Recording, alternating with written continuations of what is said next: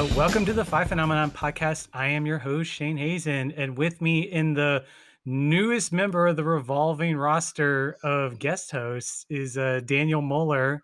Uh, Daniel is a graduate of the American Film Institute, a great filmmaker and a great writer. And I haven't seen you in person. God knows how long. Yeah, it's been a while.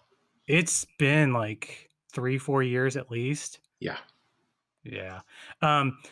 We met my first tour of LA. I like to use Vietnam jargon to talk about going through my times in LA. And what had happened was we had someone I was working with, a mutual friend of ours, the filmmaker Courtney Stevens.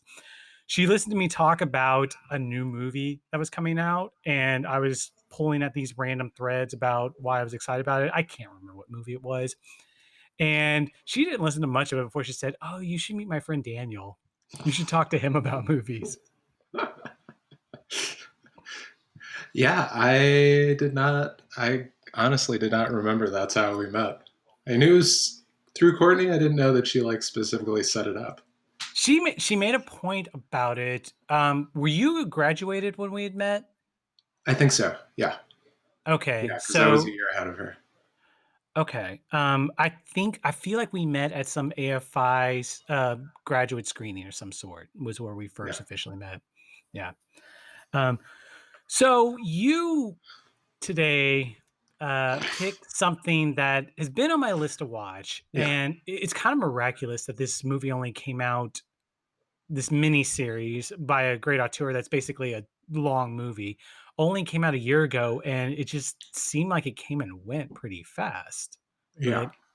But um, that is Nicholas Winding Refn's Too Old to Die Young. Yeah. Yeah. Well, the first thing I want to say about Too Old to Die Young is that, when I was doing a little bit of research on it, I knew this, but it didn't hit me until I actually, started reading all the reviews. Mhm. And that is that all the reviews are based on 2 episodes. That's what, that's what was screened at Cannes. It was episode 4 and 5, which are great episodes. But I'm having trouble remember what happened in episode 4 and 5. 5 is the one where he goes to New Mexico, and I forgot what happens in 4. It's a little bit of it's like a setup episode. Do you remember if did Neon Demon do well at Cannes? I think that had really mixed response. Yeah. Well, I Cannes think, typically has their reoccurring auteurs they go to, and yeah. Refn is definitely one of them. So, one very basic thing I wanted to start out with is Yeah. how do you pronounce Nicholas Winding Refn's name? I tend to say with a V, like Nicholas Vinding. Vinding? Vinding, yeah. Rafen? I feel like that's how you're supposed to say it. No. Though, I defer to you. I'm going to go upstairs and drink some Midwestern milk or something. Totally defer to you. I think the best way to pronounce it is just saying NWR. Hashtag by NWR. Hashtag by NWR. That is the way to avoid any mispronunciations. Did you when it was a big, he's a major filmmaker. And when this dropped, I remember feeling the obligation to watch at least one episode. Yeah. It definitely it's up there with the Romanoffs, the Matthew Weiner Amazon series, where they're playing with the format and they have these, each episode is basically, it could be a normal episode length or it could be a feature film. It could be a short feature film, basically. And they're playing with the length, and it's glad that they have the restrictions of the format lifted for them. But at the same time, when I first saw it, I was just like, 10 of these? And Refn is not a incident a minute filmmaker. Yeah. He's like, he plays with time. So like I got 20 minutes into one episode and was like, it wasn't until you told me to watch it that I finished the series. Yeah, so we were in the same boat, you and I, where I'd watched the first episode and a half, and a good friend of mine encouraged me to keep watching. Did he say anything in particular to pay attention to? What like was he Well, I mean, the reason, well, I respect his taste as a person, but B, he's like very much into like um, films and TV that have like an occult side to it, which is Okay. going to be, which I feel like Okay. is going to be like a big part of this conversation as to, Sure. Yeah. but that was like, it really like piqued my curiosity when Will told me, my friend, uh, to keep watching, Well, because I don't think I would have.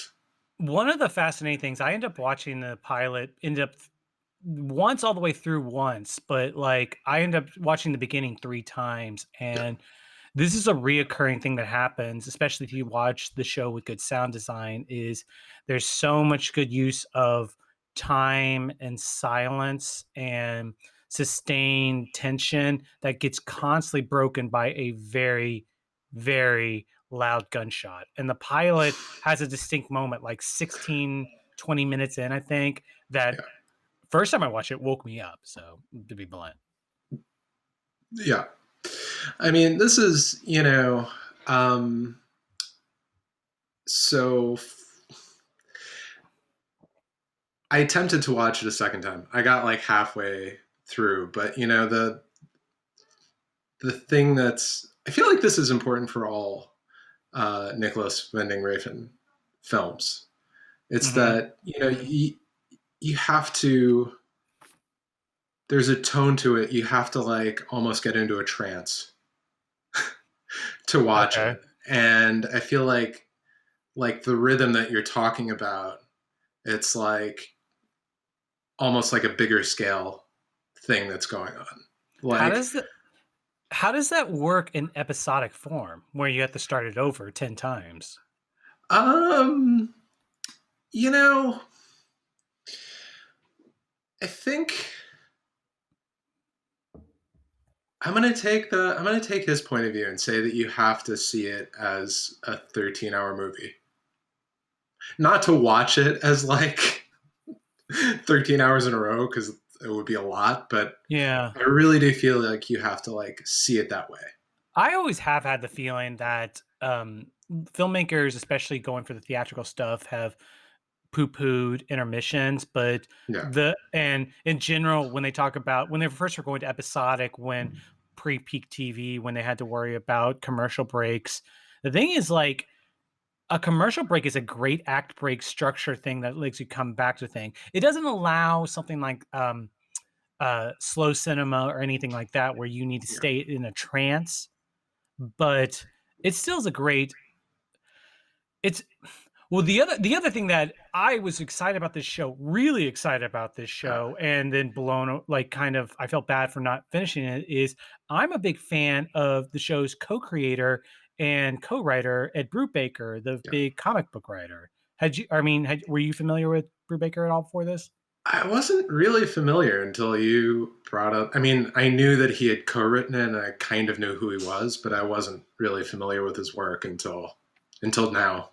He had written he was the writer on the first season of Westworld, but he's mainly a comic book writer, and Yeah, his big film people will know his big claim to fame as he it's a comic book story, but basically the second Captain America movie, Winter Soldier, is basically a concept he came up with. And in hmm. comic book lore, he did a run on Captain America, a long run where he was referencing a lot of great 70s Captain America stuff where they had to figure out they bridge it was post Steranko stuff where they had to they end up doing like spy mixture and sci-fi mixture, and he was modernizing that. But forever in comics there was a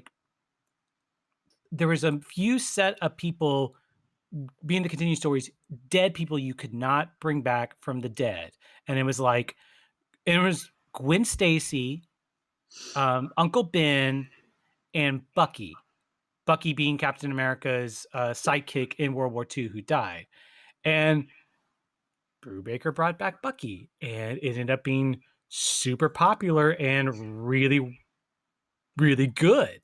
Yeah. And what's also cool about him as a writer is he was working in mainstream comics mainly for Marvel. He did a bunch of other stuff, including like he worked for Marvel Zombies. He followed up Brian Michael Bendis on Daredevil.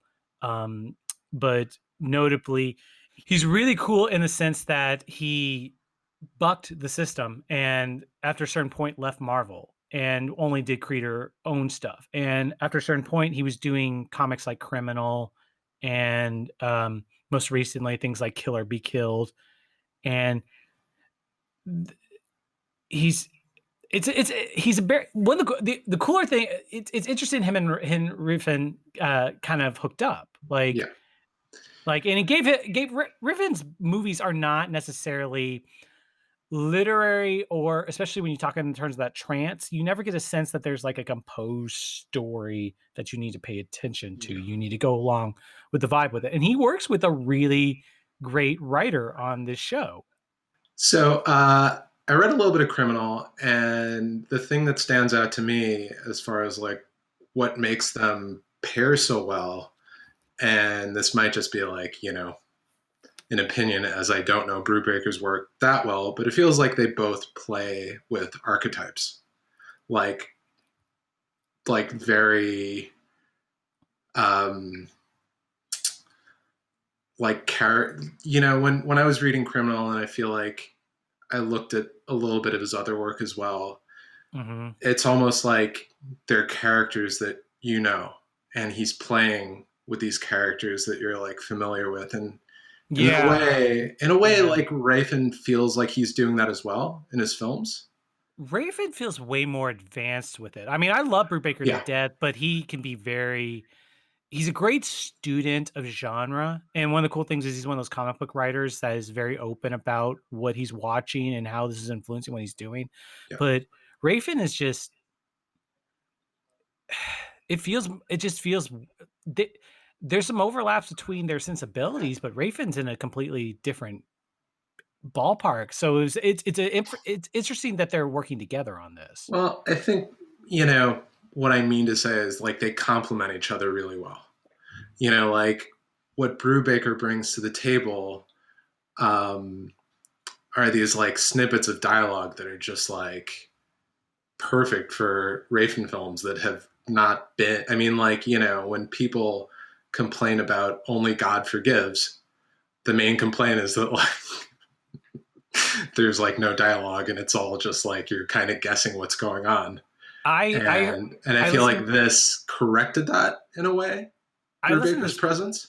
I listened to this podcast recently where I had never heard this interpretation, but it was Josh Olson was talking to someone about the making somebody who was working on Drive and the Ryan Gosling performance, and Josh Olson was very um, hesitant to ask this question, but he asked, "It's like is the based on the silence of the Ryan Gosling character?" He asked, "So wait, is Ryan Gosling's character supposed to be on the spectrum or not?"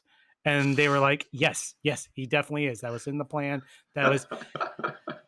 And Refn works in kind of a silent film way where I mean, he's very non-dialogue based. So yeah, I okay. I want to throw this at you, Mhm. like the observation I had. Someone who loves Brubaker but knows his faults. And first off, okay, I want to throw this at you. Rafin is kind of one of three working filmmakers I think of as an heir apparent to Kubrick right now. Mhm. I would put Nolan, Fincher, and him there. Nolan, I talked about this on a few episodes back. Nolan, in regards of trying to make spectacle cinema that's highbrow, or at the very least pushing a big theme or big idea. Fincher in terms of exactitude, and Rafin in terms of no one has Rafin's eye. His eye for composition is just unparalleled and is just super fun to watch. And so working with Brubaker, who works in a very neo noir genre frequently, one of his favorite writers, I think, is comparable to his comparison to the Rafe and Kubrick comparison, which is Jim Thompson working with Kubrick. Jim Thompson, who Yeah. was a screenwriter for Kubrick at the end of the 50s, but by that time had written Killer Inside Me. But his reputation over the years has grown significantly. And Rafe and Brubaker's relationship reminds me of Kubrick and Jim Thompson, kind of. Mhm. Yeah, no, I think that's a good comparison. I'd also like to add that I mean, I had never really thought of like the Kubrick Rafin comparison, but like the jump, from one movie to the next, Rafin takes so many chances, and it doesn't like always work out. I feel like Kubrick, his track record was obviously much better. Yeah. But Raven has that same spirit of like, it's like I've tried that and now I'm going to move on to this. I've done Bronson, now I'm going to move on to, Drive or the Okay. Viking movie. I can't think of any of it. Valhalla Valhalla Rising. Rising. Yeah, I Yeah. guess Valhalla Which Rising was the next movie. But it's like those three movies in a row are just so different. I And I haven't seen I've not seen Valhalla Rising. yeah, I haven't seen any of the Pusher trilogy. Pusher Trilogy just completely style wise different. It almost feels like what were those like high octane movies from the early 2000s or the early to mid 2000s? Not the Crank style stuff, Yeah, they right? almost feel like Crank. Really? Like they're shot like that. Hmm. That's what I mean. Like he goes from that to Fear X, which is like very Lynchian and not everybody's favorite, but it's like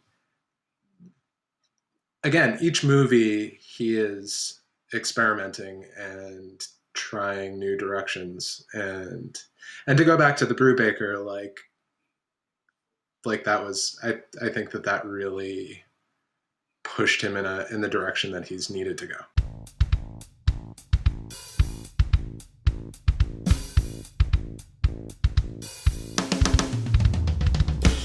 The thing about Brubaker, like being such a student and being open, he shows his cards about what he's interested in. Like what's Yeah. cool is he's a big proponent of the old style comic book letter pages, which is a genre unto itself. Like in the 90s, you can't, if you're a trade paperback reader of comics, you're not getting it. And like Brian Michael Bendis, like he did it in his Jinx World books, which he migrated to online, but he mainly pioneered it in his Comic Powers, which is a great neo noir book too.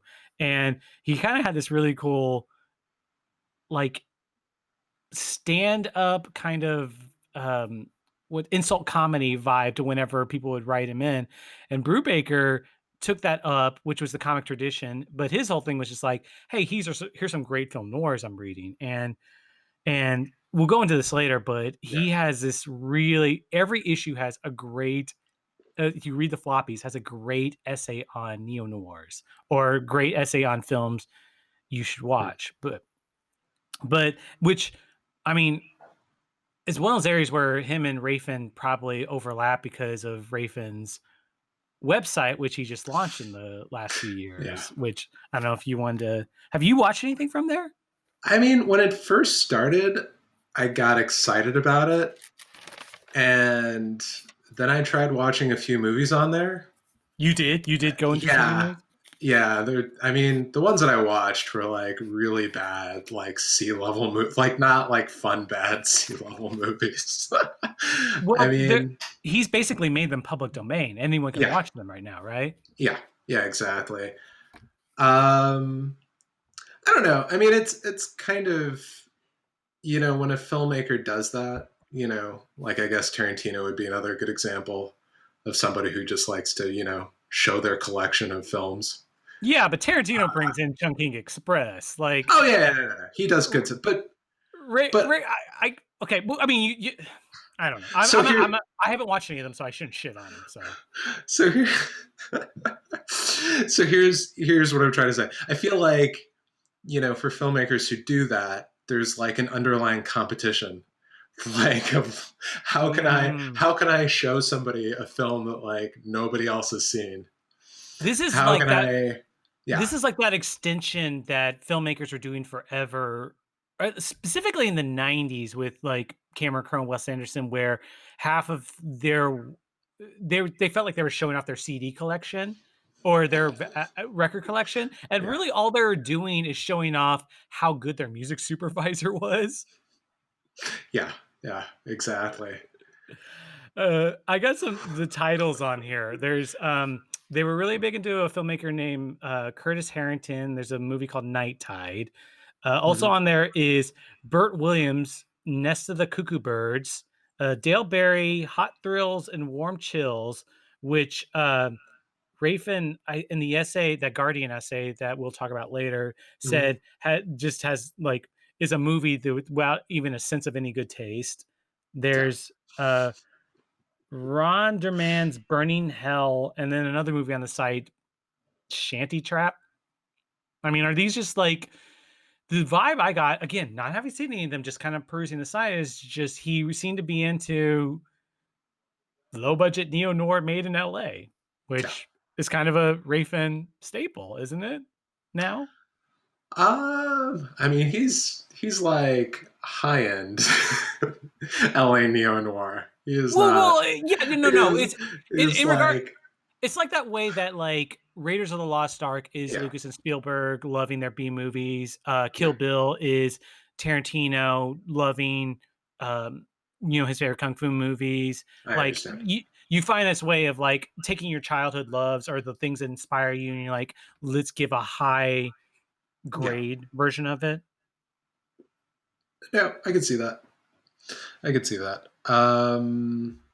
Yeah, there was. I feel like originally because I think he does like programming that happens from like so I don't know how it works really, but I think it's like every 6 months or so, like they have like a new program of films, Mm. It and it's in conjunction with Mubi, right? is it? I don't know. I think so. Okay. They have a bunch of Movie is I great. Not yeah, to make this an advertisement about movie, but I like that a lot. I'm good with that. No, it's curated too. There's a bunch of like, I want to say there was an editor for Little White Lies on there, and like, Mhm. yeah, like it's. I mean, I say this not having partaked in the good, so I don't Yeah. know any. I haven't watched any of them yet.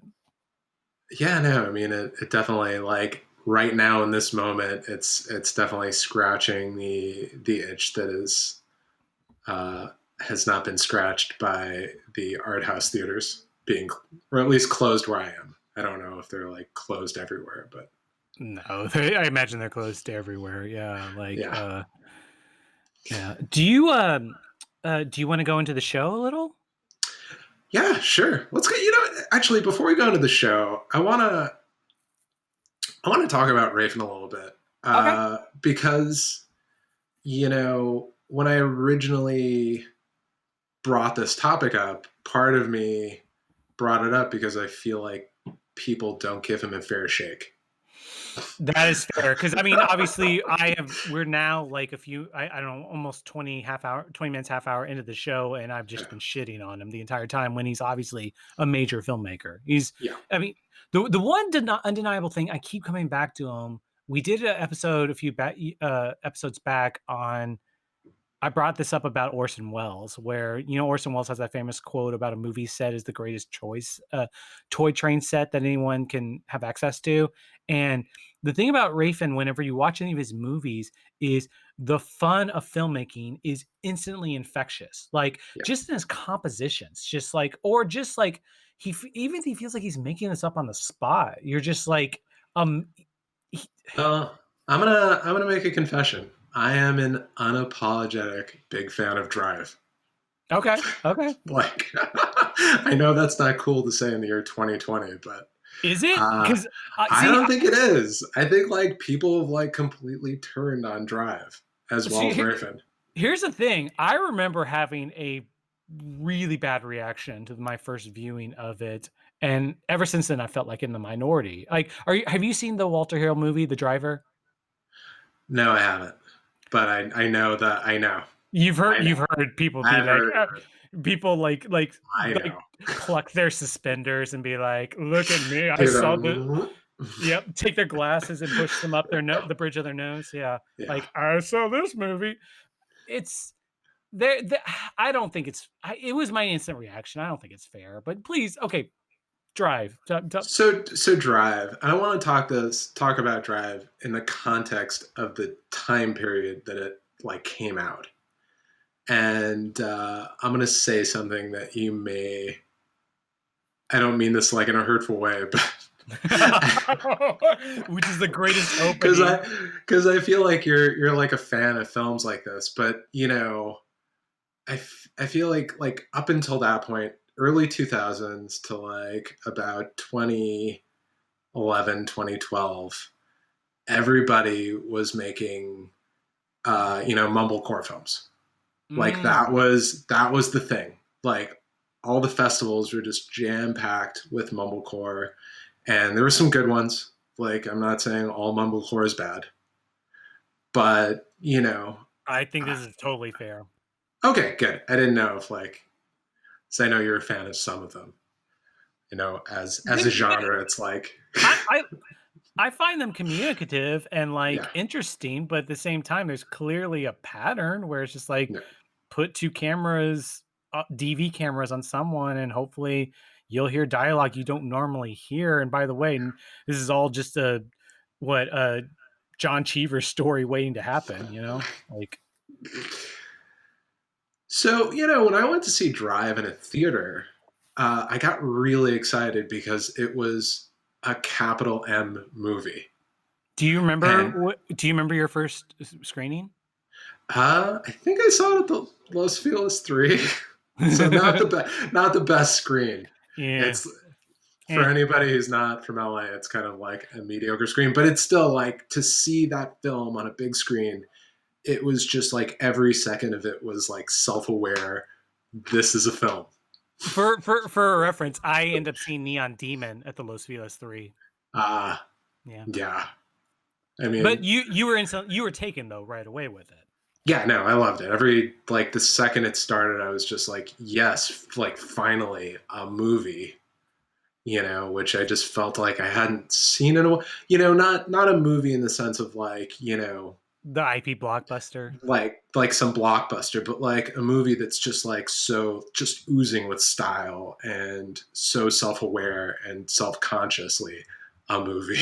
And it I just think gave me this like great joy. that was the reason I was surprised. I don't feel like people have turned against Drive. I think they have. You know what well, I have a few theories on why people don't like Refn, but the reason I think people turn on Drive is because of Only God Forgives. Like, That is fair. That's totally fair.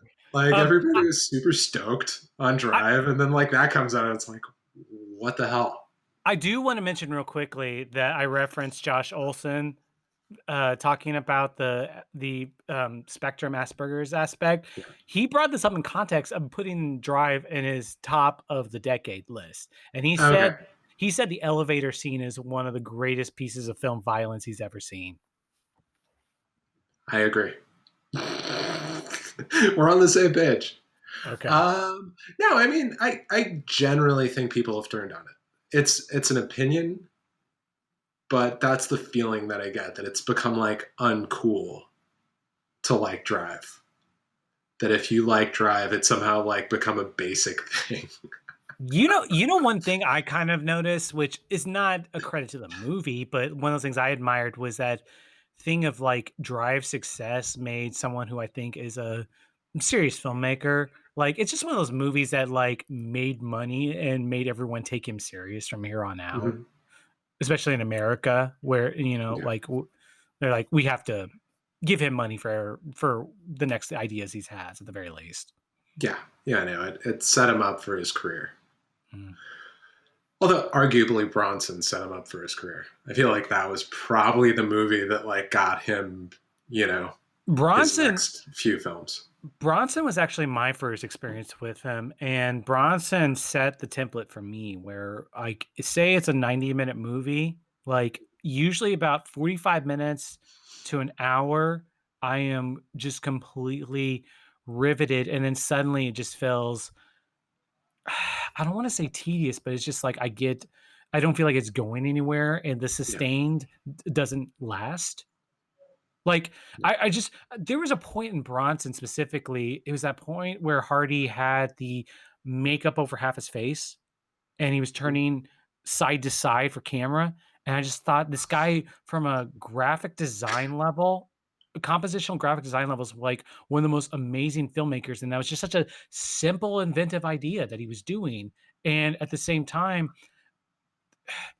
what ends up okay, it's not so much the sustain doesn't last, but there's something inherently nasty Yeah. in Refn's the worldview he's presenting Mhm. sometimes. Like, it seems like it's not a lived-in worldview, and it it seems like it's rubbing your nose in it to a certain Mhm. extent.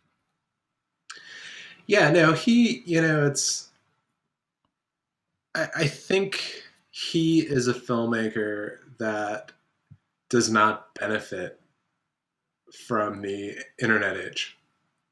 Like, like, Okay, that's like interesting. he's like every other interview he calls himself a genius, and it's like I think it's the same. Like honestly, if if the internet was around when Kubrick was at his peak, I feel like people would like really dislike Kubrick as well. That being said, his films obviously transcend Do any of you his personal stuff, but do you think like Kubrick would have been giving that many interviews if he had the internet? Would he would have didn't you think he would have found a way controlling the, like, his, press release so he only gave one major interview? maybe, but I feel like the pitfall of somebody like Refn or maybe even Kubrick, because again, that didn't exist back then. Hypothetically, is I feel like often people aren't aware of what they're like how they're coming off, especially people who are on that level IQ wise. Yeah. Often Well, okay. don't like consider the personal aspect of it.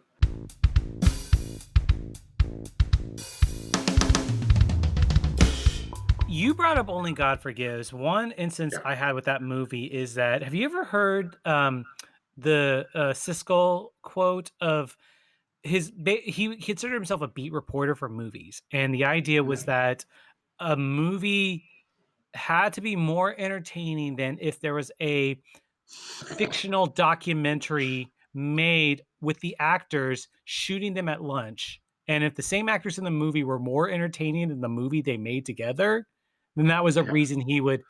And in the Only God Forgives scenario, there was a documentary made about the Yeah. making of the movie by Raffin's wife. And I watched it and found it way more fascinating and captivating than the movie itself. Yeah. Yeah. No. Although to be fair, um, and I think are we both mutual friends or acquaintances with the writer of Only God Forgives? No, I don't. Who? Okay. He was. I mean, I don't know if this is okay to say in public. He was like roommates with Kyle for a Kyle bunch of Smith, years. Yeah. the filmmaker. Oh, yeah, no, Yeah. I didn't. No, I didn't. I Oh, feel like you so might wait, have met him. You am, probably met him. am I putting my foot in my mouth really awkwardly right now? No, but I mean, I think and this is something that like may just be a rumor. It may be true, but I've heard, and maybe we talked about this a little bit too. But the idea that Gosling often chooses to ignore dialogue in films. Hmm. Well, Were we talking about this? I don't know because I this is one of those weird instances where I don't have to be specific, but I can say I have edited Ryan Gosling dialogue before. I've edited a movie or worked on a movie. Like I That's I true. I was, I kind of helped out on a Malik movie, Song to Song, with him in it, and I remember thinking distinctly, whatever reputational thing you heard about Gosling as an actor, I remember putting him in that pantheon, like, this is one of the greatest actors I have ever edited. He's one of those Yeah. guys, like, you throw dialogue at him, everything works. You throw anything at him, it works. He's just, like, Oh, charm on screen. I just remember really not having to worry about editing him and really well, liking. I never met. Excuse me. I met him once, but that's the kind of but on screen, as I knew him as an editor, I was just like, I'm glad you're on screen. You're someone I can work with. It's yeah. awesome. Everything's gonna be awesome. Well, let me clarify because I don't want you to mistake what I'm saying Okay, okay, sure. for anything other than like he's a great actor. His performance in Blue Valentine is like one of the all-time great performances. Period, in my opinion. Okay. Uh, Even though that movie has kind of been a little forgotten now It because really has. Well, it should see, have like won awards. I don't see, know why it wasn't even nominated for things. It was kind of did you watch the? I didn't get in more than a few episodes in, but the Sea of France, the Derek Sea of France, HBO show with Mark Ruffalo. I started watching and it was just so dark. It's dark, I was having a hard time with it.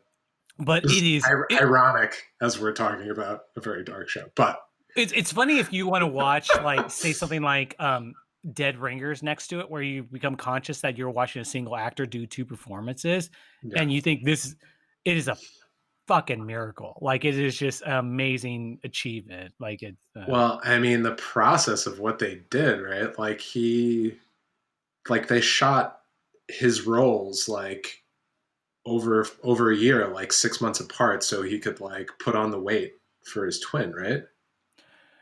I heard I that's what they did, that would be which amazing. is Honestly, absolutely insane. I remember watching a few episodes and just being marveling that the fact because there's some really heavily motion controlled whatever. I don't know how the hell they did some of those shots, Yeah, but I just remember thinking like, how did they do the 5 o'clock shadow on one shot and the clean shavenness on the other shot? yeah, So maybe that's true. Holy shit, yeah. that's something. But No, I mean that's what I heard is that yeah, like because Ruffalo wanted to put the weight on, he didn't want it to be like a makeup thing. So we're saying that Ryan Gosling's a great anyway, actor. I'm saying that Ryan Gosling's a good actor. What I'm saying also is that I think the script for Only God Forgives is very different than the actual movie. Like I think that there was a lot that was like Were left you out. were you familiar with the script when you saw the Um, movie? I was familiar with the frustrations behind the scenes a little bit. I'd heard it like secondhand, but again, just broadly speaking, the script was very different. There was more dialogue, and I think things were a little more explained and grounded. Well, what? Because Where, the cool thing is like on this show, Brubaker was there up until the last few weeks or few months, I Mhm. think, and like one thing I remember on Neon Demon, I never read the draft. There's a draft out there that's pretty widely circulated, Yeah, and I never read it, but I would talk to someone who did, and he was telling me that basically the third act was discarded, and the movie Mhm. ended at the end of the second act, basically.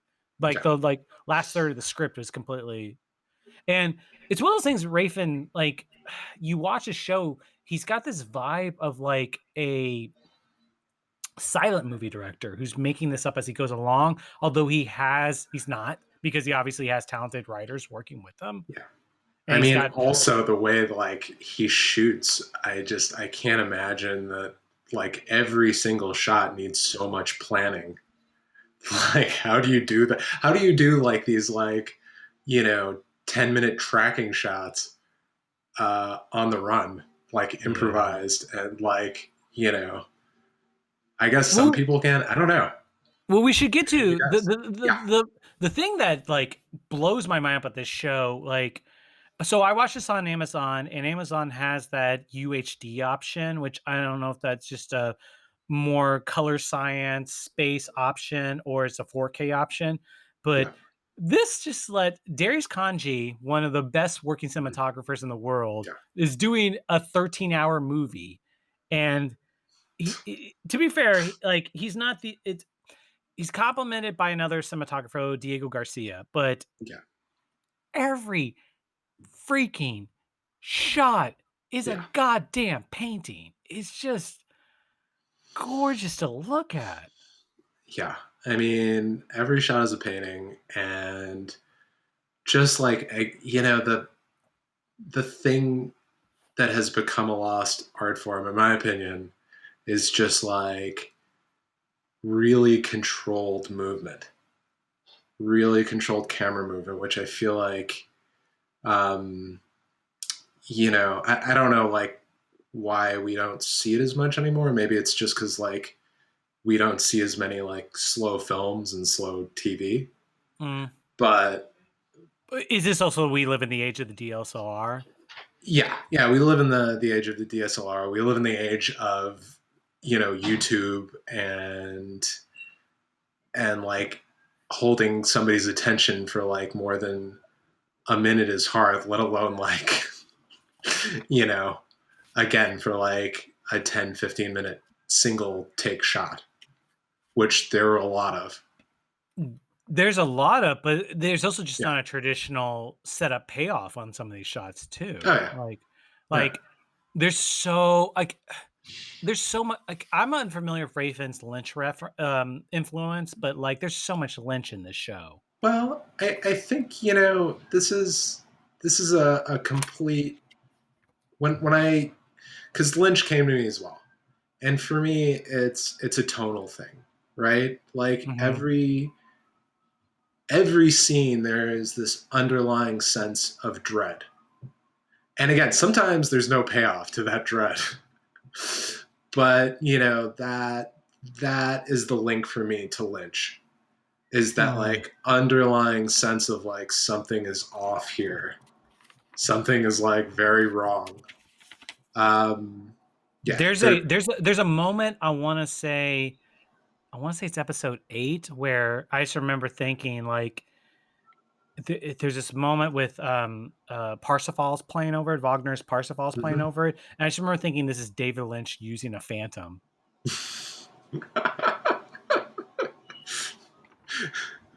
Do you know which moment I'm talking about? Yeah, yeah. Are you Okay, talking about that when he goes to the trailer park? yes, and it's weird because like we have been so Such a good non-committal. sequence. We've been so committal to not talking about the show we're supposed to talk about, the title of the episode, but this and so I'm vague about, like, wanting to give spoilers, Yeah. but what is the nature of spoilers on this show? Like, I mean, honestly, there's nothing that can spoil this show. there's one big thing, and, okay, I'm going to put a warning into here right now because 'cause I'm not gonna say it outright. I'm just gonna put a reference where, like, I've not seen a TV show do this since 6 Feet Under. Does that make Okay. sense? Do you get what I'm saying? Do you understand what I'm saying? Yeah. You know? Yeah, yeah. You mean like Okay. the No, no, no, no. The more no, not like that. no, it's more Oh, okay. do This we is want like code. I I don't know how have to. I'm I gonna. don't know how Okay. to invisotext this, like I'm gonna throw this out there. I okay. think the things that are like easy to spoil don't necessarily. I couldn't. I didn't know what the meaning was of some of them, Mm, so I don't know if it's necessarily like an important spoiler. Like, okay, if anybody doesn't want to have this spoiled, I'm about to say something that okay. I feel like falls into this category. The aliens. Like, what did that have to do? Wait, wait, Like, wait. what? What? Do you think they were aliens? That was Yeah, there were aliens. Like oh, after the this is here we come like into on the the ranch, like towards the end, this is where we come into the right? ambiguity. Like, are I I didn't know if they were aliens or they were just like spiritual creatures. I assume they're aliens, but either way, even if they're just spiritual creatures, it's like, what is the like what is that? Like, I have no idea like what the connection is. Yeah. I mean, the because the I mean, it's payoff cool, well, but the payoff with that, I don't know. See, this is spoilers I don't want to go into, but okay, because it's we because can it's we can because stop. Well, Yeah, no, it's fine. It's like the very final point of the last episode where it went, where it had been the one thread it had taken through the entire show. yeah, I was just like, yeah, Aliens is not where I went yeah, with it. Because the fascinating thing, I don't know if I mentioned this earlier, but Brubaker, when he was, I guess he would have been writing this, or when they were been shooting this, the comic book series Kill or Be Killed would have been coming out. And both these have these elements of avenging angels, who are these people who decide to be vigilantes to kill people that society won't kill. And it becomes a major part of the show. And to be honest, with Kill or Be Killed, I remember literally almost finished the series last night. I bought the floppies as they were coming out.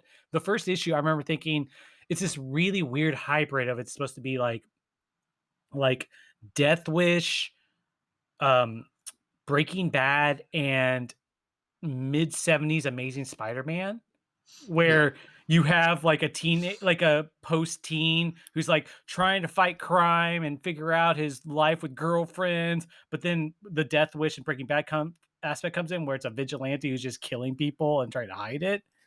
And I didn't get past the first issue just because I just vigilante stories and like the Avenging Angels sense of justice seems to me a crock of shit. It's just this like I don't know, and, like, that was the thread, that the end of the episode the very last episode, being big as possible, Hmm. um, came to, but, Yeah. um, the last episode was,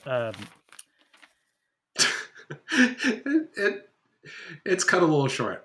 well, If okay, in a way, even that though was a it's 13 hours, it yeah, feels like it's like, when you're scrolling through the, like, lengths uh, of time, like, you get to the last episode, and the last episode is the only episode under an hour, it's like a half hour, and, mhm, like, there's this really I feel like the thesis of the show, we need to get into this is Rafin trying to make a 13-hour movie about Trump's America. yeah. And the thing about the last episode isn't the aliens or the spiritual figures or where it ends, but there's a monologue Jenna Malone gives at the end. Oh, yeah. That's Oh, phenomenal. there's okay. So she says at one point, violence will turn erotic, torture will become euphoric, and one of the greatest phrases of the times we've been living in Trump's America, hate will be rewarded and seen as truthful. And then she finishes out the monologue, and at the end, she turns into the camera like Charlie Chaplin's tramp and says, I On that day, I will declare the dawn of innocence. And meanwhile, in that frame where she's speaking, it's a single camera thing where she's giving this monologue. Yeah. She's vaguely indicting Christian America, and there's a Buddha statue at the side of it in the frame. I forgot about that. No, I mean, this is a show, as dark as it is, I also feel like it's you know, Rafin saying you have to choose which side you're on, right? Like this is like things are going down the wrong path, and you can either be Martin and try to do better. You can either be Jesus and like go completely down the rabbit hole, or you can be Yuritsa. Although actually that's not true. I think he's only giving the viewer the choice of either being Martin or Jesus, and Yuritsa exists no matter what. Like there Hmm. will always be something that evens it out, No, no that's matter what path you choose, or no matter what path this country chooses. well, that's an interesting distinction. Because the biggest Trump analog for me is William Baldwin. Like Oh yeah, there's there, there's a literal point where like he does the Trump debate sniff throughout the whole thing. yeah, Um, there's a specific monologue he gives that's very, very Trumpian. Actually, that's not the most Trumpian thing. The most Trumpian thing is this Oh, weird the Greek police chor. station. Yes, they're Yeah, like a Greek chorus of like I don't know what the hell, but it's almost comical, and I'm curious who wrote this? Like, because yeah. like my favorite is I want to say it's episode 7 or 8, where you see a bulletin board in the background where there's all these Trump phrases of like fake news, blah blah blah. But one of my favorite things in the entire series is the phrase "fascism is goodism." Yeah. Yeah, no, it's I I really like those moments. Even though I feel like, again, this is purely from reading reviews. I think I think people were taken out of it. And going back to the Lynch aspect of it, having these like completely absurdist on the nose moments that just feel like very out of place compared to the rest of the show. Mhm. I enjoyed them. It was like a nice break. It was like, and I think there was like a purpose to all that being in there. Again, it's you know, like Martin is being given the choice, like you could be part of the fascists and your life is going to be fine. That's a pretty extreme choice, though, especially like It's also very like casually presented. well, It's like, oh, yeah, just like be a fascist, it'll be fun. casually is one way of putting it. When I was Yeah, already on my Kubrick trip with comparing Rafin to Kubrick, it really yeah. felt like Rafin was trying to make Trump's America like Kubrick was trying to make Clockwork Orange Nixon's America, where it's Ah, just where it's like crime is rampant and we need to figure out some way of fixing this rampant crime that does not exist. yeah, yeah, yeah. No, yeah, I didn't think of that. That's Yeah, it may have. Because well, okay. The other Trumpian thing is William Baldwin and his daughter, who is like the daughter is honestly my favorite character in the show. Like it's sh- she has some really amazing moments and throughout the show.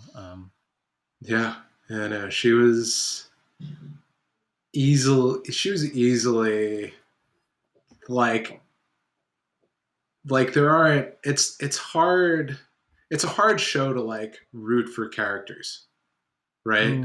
Yeah, yeah, Because yeah. everybody, like, no matter what anybody's and like Martin's a really good example of this. Like, no matter what good Martin is doing, there's also like so much messed up stuff to him And that doesn't go away.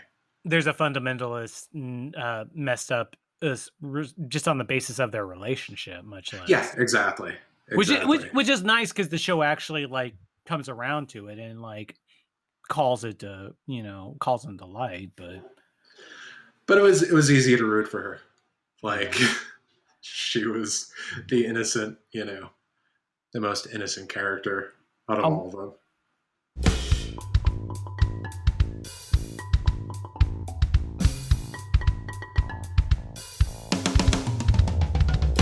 one other thing I wanna talk what is it with the spit, the Miles Teller spit thing? What is that motif going? Because every time that happened, at first I was just like okay with it. Then it started becoming noticeable. Then I started becoming cognizant of this idea. It's like this is a DNA spot at a scene a crime that's going to happen. But it was Uh, well, I mean, okay, so this is maybe a good lead into something I wanted to get your opinion on, which is the occult side of okay. this show. And this might be like a very far reach as far as what the spitting is, but like uh, in many cultures, spitting plays a big part in shamanism or different forms of it. And so I don't know. Am I reaching here? No, but I mean, I think in sense that like again, not to go too far into spoilers, Yeah, but you would point the fact that like the Miles Teller character is not the vessel that they wanted. yeah, exactly. So how does that regard if he's the spitter? So he's the spitter, and the spitter, that means that, that like you like your power comes from your spit. And so, Is he giving up his spit? or your powers. And so he's giving up his spit, but also like I just think like the idea that they see him in that way and they mistake him for that. And then maybe he is that person and it's just like all of his past sins are too great for him to, escape them. That could Well, be another aspect. there's there's one specific Brubaker series that I never got too far into. Oh shit, I can't find it. But it has to do with H.P. Lovecraft and the occult. And um, shit, I have it here. Interesting. Uh, Um, it's not I fatal. was It's not fatal. Oh yeah, it's fatal. Um, uh, I didn't get too far into that one. It's funny because I made the nerdy point of like pulling out all my floppies and trying to like go through all the essays and figure or not read all of them, but like figure out what or write down what they were all about. And Fatal was the only one I didn't get into. The rest of them are pretty mhm, hard baked into like genres of film noir, superhero. There's a great uh, um, Big Nowhere, James Elroy style Hollywood film one. The Fade Out is a great episode, yeah. great comic series. But as a cult of the cult, I don't know. Well, I think this is something I didn't know, and I found this out when I watched a little documentary on Rafen, which is that one of his mentors is Jodorowsky, Alejandro that Jodorowsky, way makes sense. That right? totally makes sense. And Jodorowsky talks about Rafen like he's the second coming. What is the basis of their mentorship? How did they? What is? Uh, I'm not sure. It feels like it's one of those things where like Rafen is just a really big fan of his films, Did they and have they any overlap became. together? Or I don't think so. I don't know. I don't really know too much about the relationship. It feels like a mentoring type of thing. because Uh, Jodorowsky was also a big mentor of Kanye West too. really? You haven't heard that? Whoa. No, I didn't know that. Yeah, Kanye West made a point of saying like he's a big influence, and Jodorowsky kind of went with it, and like Yeah. yeah, No, yeah. that makes sense. I mean, Kanye knows what he's doing. He's Jodor- got some magic going. Jodorowsky is also just like a great he's a pretty iconic comic book creator. Oh, right.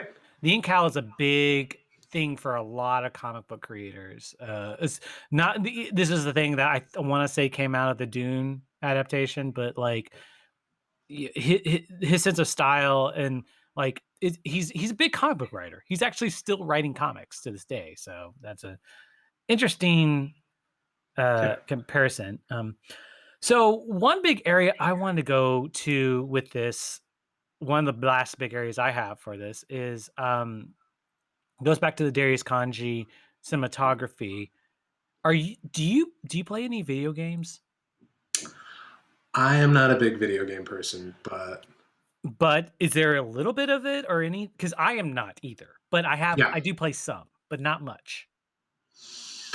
I mean, every once in a while, but not to the point where like I'm overly familiar with. Like when you brought, I'll let you bring up what I think you're going to bring up. You know where I'm going with this. Yeah, I know Okay. where you're going. So basically, the last few episodes were written by Haley Gross. I don't know what else she's written except that her big credit is Last of Us Part Two, which I had played Last of Us Part the first one, and is it is a very beloved video game. And from my experience, right, my very limited experience, rightfully so.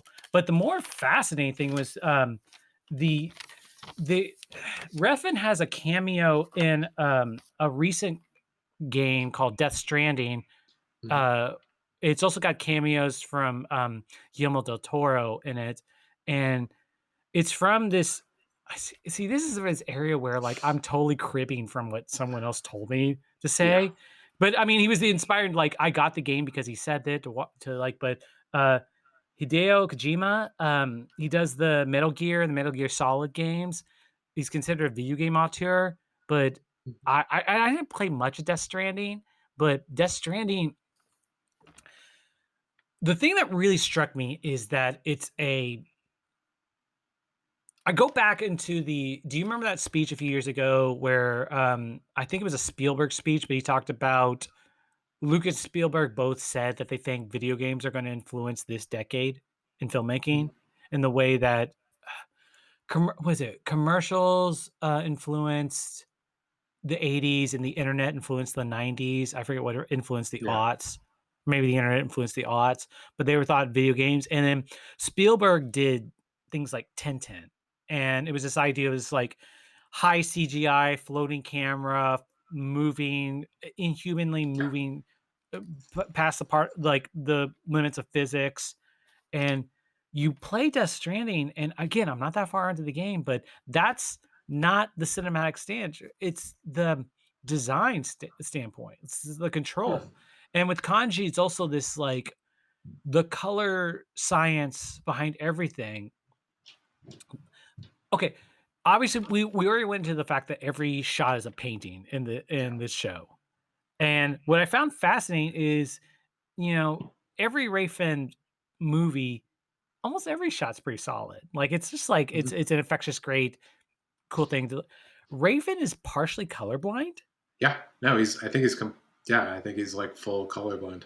When I watch this on the 4K UHD or Yeah. whatever format, the thing I kept finding is, like, the midtones, like, and I'm Yeah. not like, he keeps saying, like, "Oh, this makes me make high contrast images," which may I don't know, did you find them high contrast images? Because I found, like, his whole thing is neon pastels, and it's always, Yeah. like, conflicting colors of those levels. It's just and there's this unified color science thing that I feel like video games are going to play into digital cinematography because it's like I'm a big sucker for digital cinematography, and video games seem like they're going to complement each other well with that, and they're going to filmmaking wise, they're going to complement each other.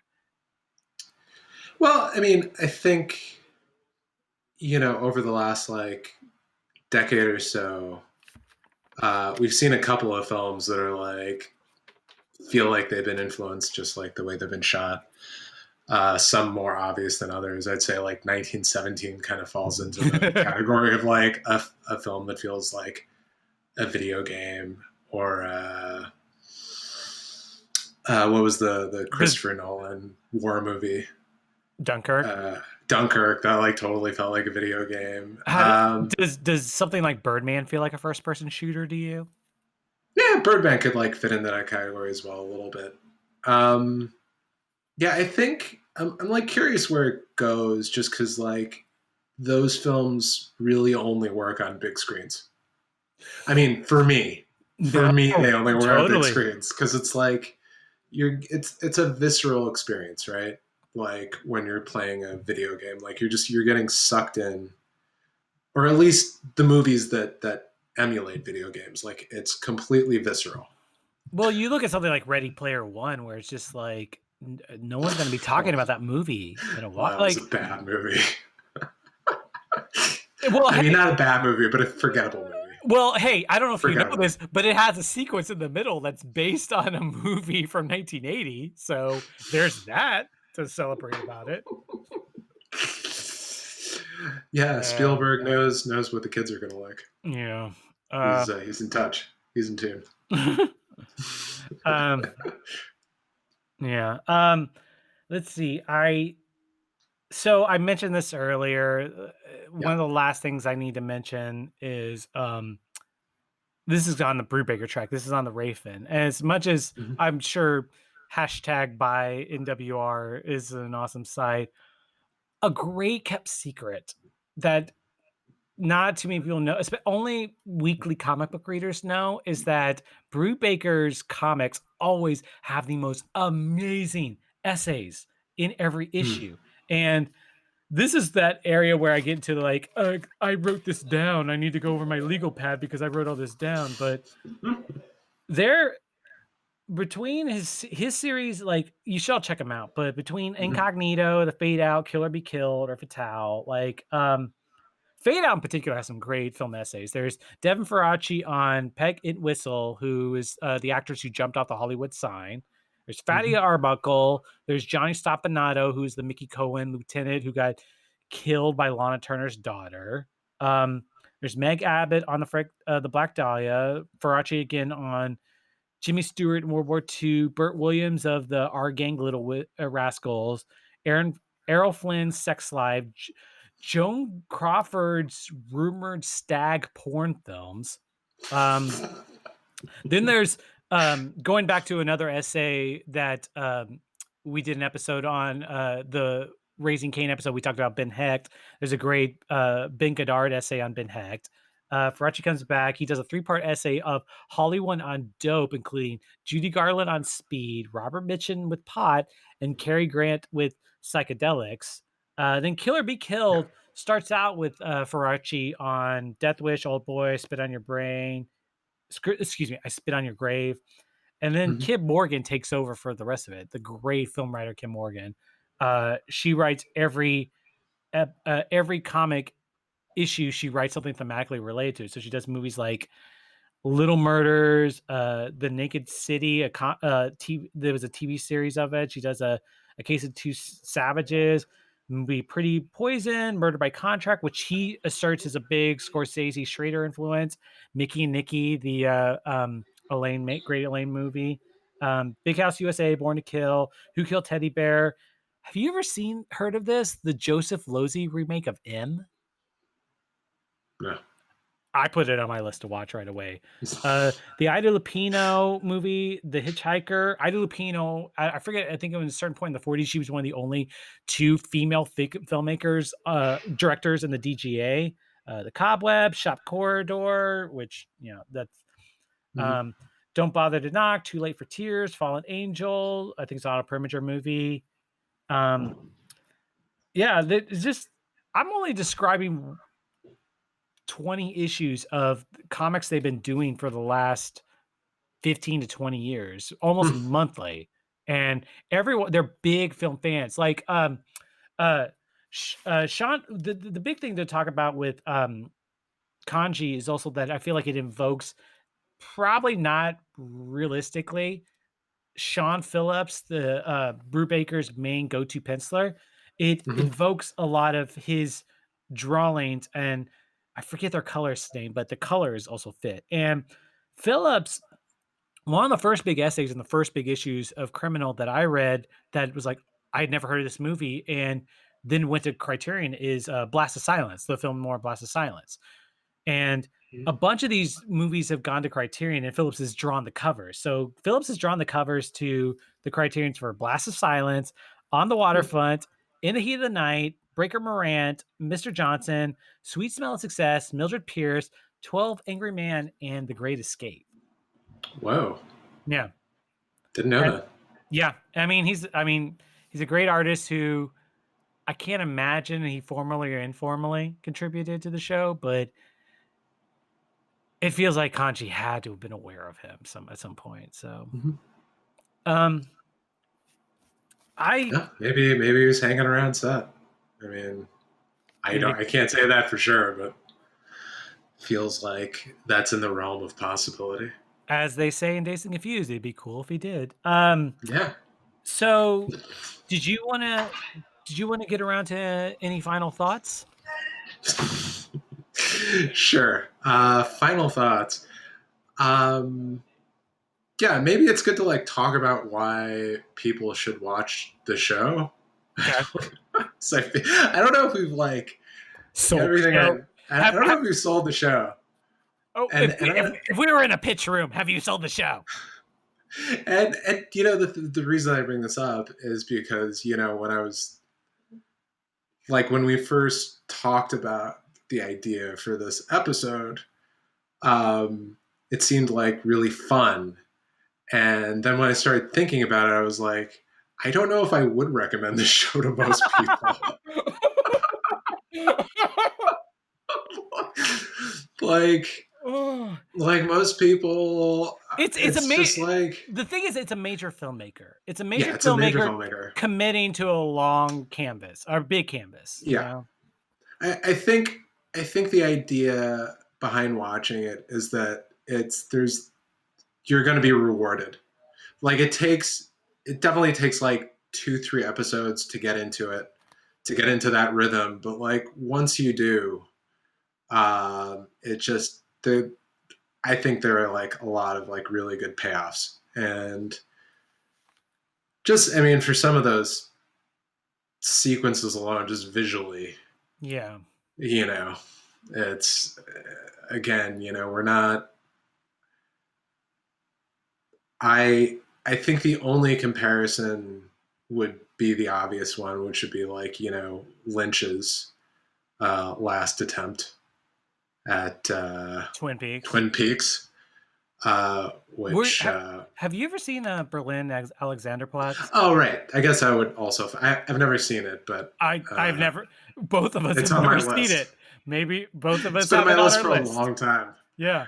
I was just This saying is like a big auteur doing a 10-hour plus series, but I'm glad yeah, neither of us has seen it together, so there's that. yeah. So this is like the next like seemingly good idea for Well for an episode. Yeah, let's talk about Berlin Alexanderplatz. I think it bears to be said that, like, are I don't know for the people who love movies and quote unquote cinema, the 24 frames per second Yeah. um, projected image idea of movies are seeding what is the state of the art to streaming yet. We're not there yet. The pandemic really pushed it. But I think one of the things that the questions I have that's this show kind of answered for me in many ways is this idea of like, what does a lot of episodic TV. I'm so sick of the A/B plots on the most of the shows I'm watching. I Yeah. find myself during the pandemic watching less TV and more movies, weirdly enough, and I find myself very isolated in that, where no one I know is doing that. And this show is one of those ones where it's like, no, this is a Cinemax show. This is a show that's committing to like, do you have a 70-inch TV? You need to watch it on this. Do you Yeah. have surround sound at your home? Commit. Which obviously many of us don't financially have the resources to do that, but this is a yeah, It definitely but helps. it really helps. Yeah. And this is a show that's like, look, we're not going to there's no formula in this show whatsoever. This is No. still this is still what you used to go for to the movies for when you're looking for I don't know. I've been really down on auteur cinema lately, but this is auteur cinema. Like this is Oh yeah. um No, this is the definition of auteur cinema. yeah, and The show. it That pushes was you and very. rewards you, so there definitely is that, and it does reward you, I mean, I think. Yeah. I wanted to end on 2 quotes, from that Guardian Mhm. article we mentioned earlier. I wish I'd read this article before I started the show, um, because there's one specific quote that gets to the heart of Raffin's style, a problem I've had with that nastiness I mentioned earlier. He Mhm. says, I'm not advocating physical pain, but I do believe mental pain can be a way to stimulate and reset the brain. I don't know if I really agree with that. I don't know if the social sciences agree with that, but I Yeah. get where he's coming from. I get the sense that like this is like a high level filmmaker who's committed to genre that can be very testing at times, but Mhm. at the same time rewarding. I get it. But at the same time, I feel like this movie between Brubaker and Raffin's intent is a Trumpian movie. It's about a movie about Trumpian America. Yeah. So the last quote of his essay: Donald Trump was elected on the promise he'd make America great again. Older voters rushed at the chance to return to a comforting fairy tale, but they are not the same people who inherit the U.S. and have to heal its divisions. and the past was rarely this scary. And the thing is, that quote, he's talking about the hashtag by NWR website in the movies. Mhm.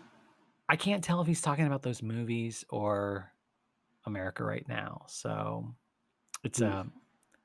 it's a really rough part to go out on. Again, I think like the show is essentially positive. I think again, like